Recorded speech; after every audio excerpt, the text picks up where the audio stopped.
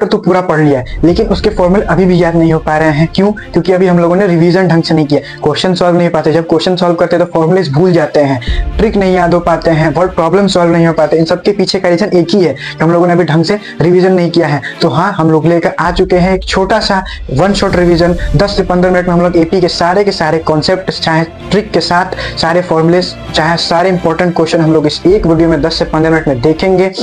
So hi everyone, welcome back to our channel.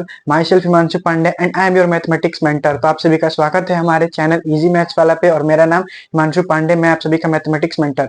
तो हम लोग आज इस एक वीडियो में 10 से 15 मिनट की वीडियो में एपी चैप्टर को फुली रिवाइज कर लेंगे, और वो भी ट्रिक के साथ, सारे फॉर्मूलेस के साथ, और सारे के सारे कॉन्सेप्ट यहाँ पर होंगे। देख सकते हैं यहाँ पर पूरे का पूरा एक माइंड मैप के फॉर्म में मैंने इसको बनाया है, और इसको आप लोग नोट्स में जैसे लिखा गया वैसे भी लिख सकते हैं, क्योंकि एक प्रकार से ये हैंड रिटन नोट्स है और आप लोग रिवीजन पर्पस के लिए बहुत बढ़िया होगा। और ये वीडियो खास तौर से रिवीजन पर्सपेक्टिव से ज्यादा ही अच्छा रहेगा। और यदि आपको डीपली इन सभी कॉन्सेप्ट को पढ़ना है तो इससे पहले वाले वीडियोस को आप लोग रेफर कर सकते हैं, और इसको स्किप मत कीजिए, क्योंकि वेरी वेरी हेल्पफुल होगी आपको एग्जाम टाइम से पहले रिवाइज करने के लिए। और यदि वीडियो अच्छी लगती है तो लाइक शेयर जरूर कीजिए, चैनल पर है तो सब्सक्राइब करना ना भूलें।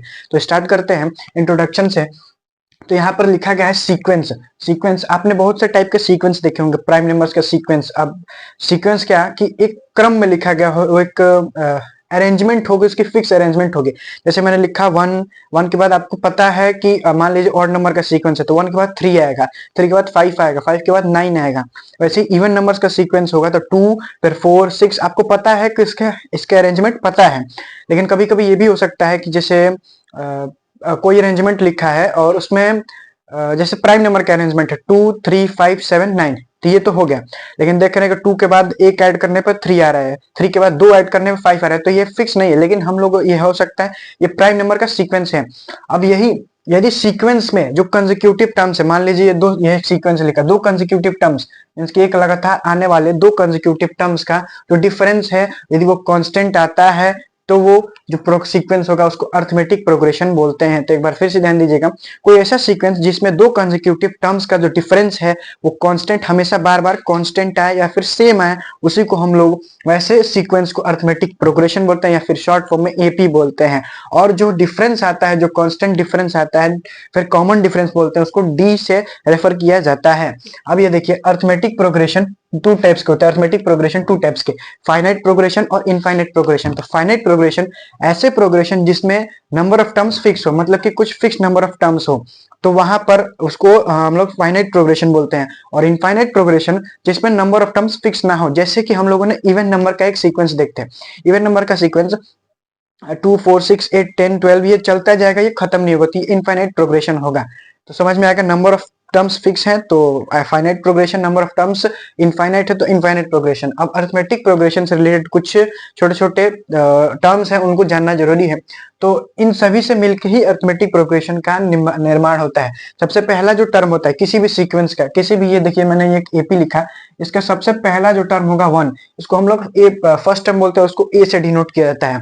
और जो कंसेक्यूटिव टर्म्स का डिफरेंस है वो मैं बताया कि डी से डिनोट करते हैं, उसको कॉमन डिफरेंस बोलते हैं। एन क्या होता है, नंबर ऑफ टर्म्स, इससे बोला जाता है। और एल, जब फाइनाइट प्रोग्रेशन में नंबर ऑफ टर्म्स फिक्स होते हैं तो सबसे लास्ट टर्म होता है उसको एल से डिनोट किया जाता है। और किसी भी प्रोग्रेशन के, किसी भी अरिथमेटिक प्रोग्रेशन है, मान लीजिए फर्स्ट टर्म को क्या बोलेंगे a1, एन की जगह पे यहाँ पर हम लोग कोई भी नेचुरल नंबर रख सकते हैं। उसका सेकंड टर्म को क्या बोलेंगे a2, उसके थर्ड टर्म को a3, फोर्थ टर्म को a4, ऐसे ही डिनोट करते हैं। ये हो गया उसका बेसिक डिफिनेशन सब। अब इसमें दो फॉर्मूले मेनली है। सबसे पहला, यदि कोई एपी दिया गया है, अब उस एपी में कोई मान लीजिए आपको पूरा तो एपी बना के दिया नहीं जाएगा, 4 से 5 टर्म दिए जाएंगे, और उस एपी को कहा जाए कि किसका 10वां टर्म फाइंड कीजिए, इसका 12th टर्म फाइंड कीजिए। तो nth टर्म ऑफ एपी वाला फॉर्मूला यूज करेंगे, nth टर्म का, जो कि होता है a plus n minus 1 into d। a first term है, d कॉमन डिफरेंस, और n means number of terms, चौथा टर्म निकालना है, a plus n minus 1 into d। अब यहाँ पर कभी कभी आपको अरिथमेटिक प्रोग्रेशन दिया जाएगा और उनके कुछ टर्म्स का सम निकालना हो, जो जब उस टाइम पर हम लोग सम ऑफ n टर्म्स का फॉर्मूला यूज करेंगे, जिसके sn से डिनोट किया जाता है। और sn का फॉर्मूला होता है n/2 ब्रैकेट में 2a plus n minus 1 into d। और या फिर कभी कभी फाइनाइट प्रोग्रेशन हो जिसमें लास्ट टर्म दिया गया हो, तो उस टाइम पर ये फॉर्मूला यूज होगा n/2 ब्रैकेट में a plus l।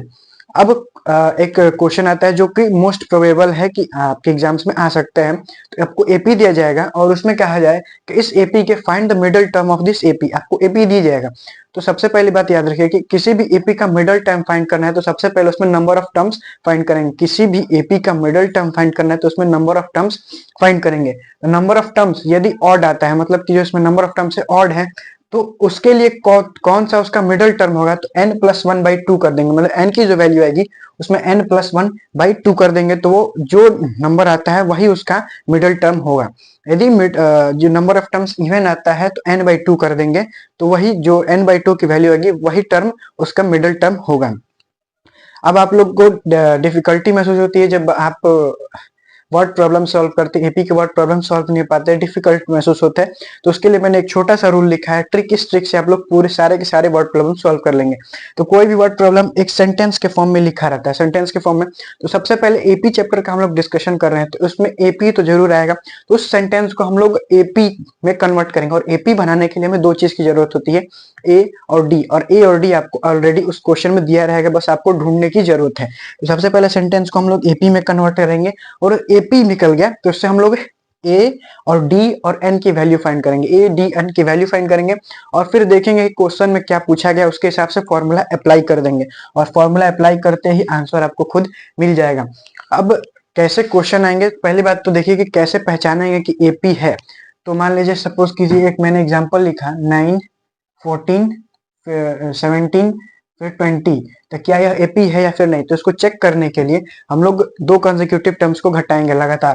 तो 14 में से 9 गया 5, 17 में से 14 गया 3, 20 में 17 गया 3। तो यहाँ पर हम लोगों ने क्या पढ़ा था कि किसमें कंसेक्यूटिव टर्म्स कांस्टेंट आना चाहिए सेम, तभी वो एपी होगा।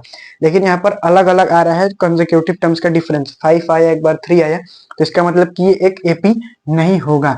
तो इससे हम लोग कैसे पता करेंगे, कंसेक्यूटिव टर्म्स को घटाएंगे। यदि बार बार कंसेक्यूटिव टर्म सेम आता है तो वो एक एपी होगा और यदि सेम नहीं आता है तो वो एपी नहीं होगा। उसके बाद से कुछ मोस्ट प्रोबेबल क्वेश्चन जो कि आ सकते हैं आपके एग्जाम्स में, उनको देख लेते। 4 से 5 क्वेश्चन है जो मोस्ट प्रोबेबल क्वेश्चन है, उनको लिख लीजिए और खुद से सॉल्व जरूर कीजिएगा। और यदि कोई डिफिकल्टी आती है तो उससे पिछले वाले वीडियो को रेफर कर सकते हैं।